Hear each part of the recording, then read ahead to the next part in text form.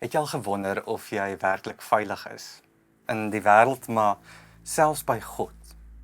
Nie net vergewe nie, maar veilig.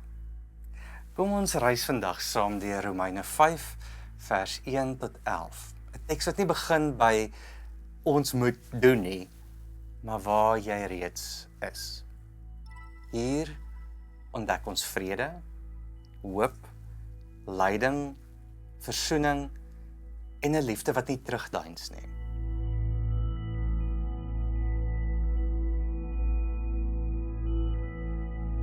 In hierdie Bybelstudie gaan ons 3 dinge doen. Ons plaas die perikoop binne Paulus se groter argument in Romeine. Ons ontdek die teologiese beweging van die teks self en ons vra hoe om nie hierdie gedeelte te lees nie of hoe om dit nie moralisties te lees nie. Romeine 1 tot 4 het 'n sterk saak uitgemaak. Niemand staan reg voor God deur hulle eie prestasie nie. Almal het gesondig. Regverdigmaking is deur genade, deur geloof. Romeine 5 begin met daarom. Dis 'n brug. Dis soos 'n skarnier. Paulus skuif van verklaring na ervaring, van 'n hofsaal na die leefwêreld. Dankie dat jy kyk en welkom by NG Weerda Park se aanlyn bediening. En hierdie is Bybelstudie.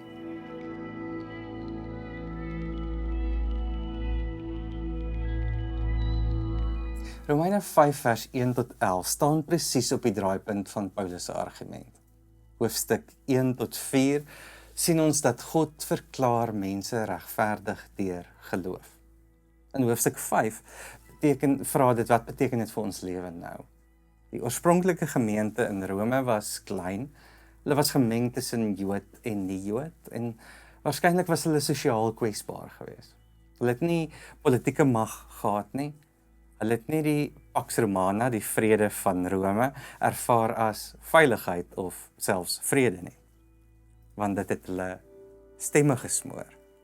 Wanneer Paulus dus praat van vrede met God, is dit 'n radikale stelling. Nie 'n keiserlike vrede nie, dit is verbondsvrede. En hierdie teks was vir hulle 'n anker, en dalk vir ons ook vandag.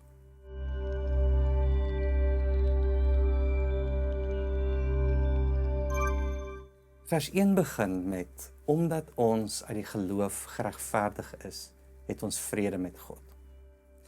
Let op, dis 'n indikatief. Dis nie, jy moet vrede kry nie, dit is ons het vrede. Geregverdig is 'n hofterm.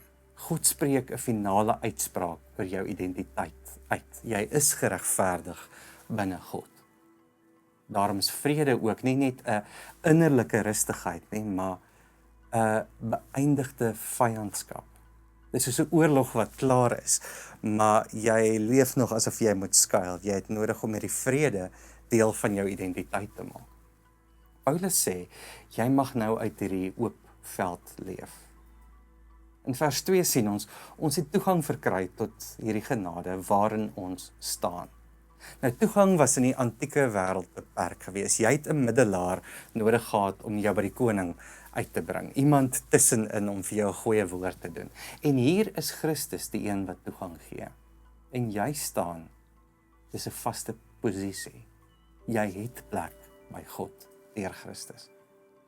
In vers 5 sien ons God se liefde is in ons harte uitgestort deur die Heilige Gees. Hier beweeg Paulus van 'n objektiewe uitspraak na 'n subjektiewe ervaring. Die Gees maak hierdie vrede voelbaar. Nou, wat beteken dit vir ons vandag? Ons begin nie by selfverbetering nie, ons begin eerder by vrede, by identiteit, wat kom voor inspanning. Ek het vrede.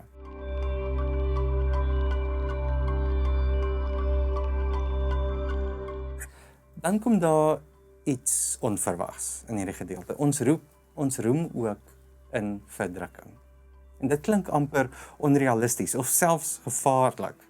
In die Romeinse wêreld was eer alles en lyding was gekoppel aan skande. Maar Paulus draai dit om. Hy sê verdrukking gaan oor na volharding, na beproefdheid en uiteindelik na hoop. Hy romantiseer nie die lyding nie, hy herinterpreteer dit. Die verdrukking soos van druiwe of olywe wat gepars word. Die volharding is deel van hierdie parservaring en dan gaan dit na die karakterbou en uiteindelik die hoop. Ons ken vandag ook spanning. Identiteit wat wankel, hoop wat uitstel, onsekerheid van die toekoms. En hier sê Paulus, jou lyding is nie buite God se storie nie.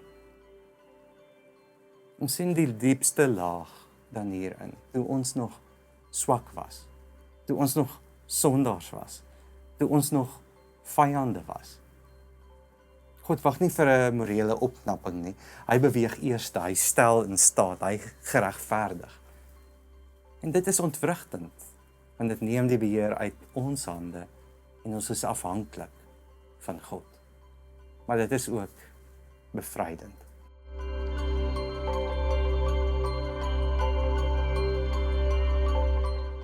Hierdie teks word soms misbruik. Soms word vers 3 gebruik om mense stil te maak in hulle pyn. Mense sleg te laat voel oor hulle kla oor pyn. Deur te sê, maar lyding bou karakter, so jy moet nie kla nie, of jy moet dankbaar wees as jy ly. En dit is nie Paulus se punt nie. Paulus gee nie 'n resep om pyn te ignoreer nie. Hy gee 'n raamwerk waarbinne pyn nie die laaste woord het nie. Soms word regverdigmaking gelees as goedkoop genade, asof dit niks vra nie. Maar ons sien dat hierdie versoening 'n verandering in ons karakter bewerkstellig. As 'n vyand nou 'n kind word die verhouding verander. Die gevaar is dus om hierdie teks moralisties te lees. Asof dit sê, word sterker, wees beter, verdra meer, jy kan dit maak, want jy's mos God se kind.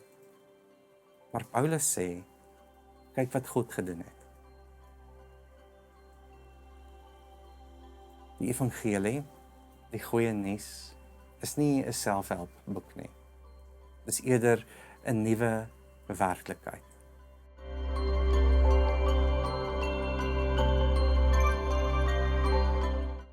Romeine 5 vers 1 tot 11 nooi ons om anders te leef. Nie vanuit skuld nie, nie vanuit vrees nie, maar vanuit vrede. Ons roem nou nie uit onsself nie, maar in God. En miskien is die uitnodiging vandag eenvoudig. Leef as iemand met toegang. Leef as iemand met vrede.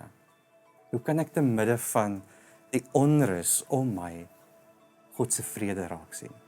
Leef as iemand wat nie meer vyand genoem word nie.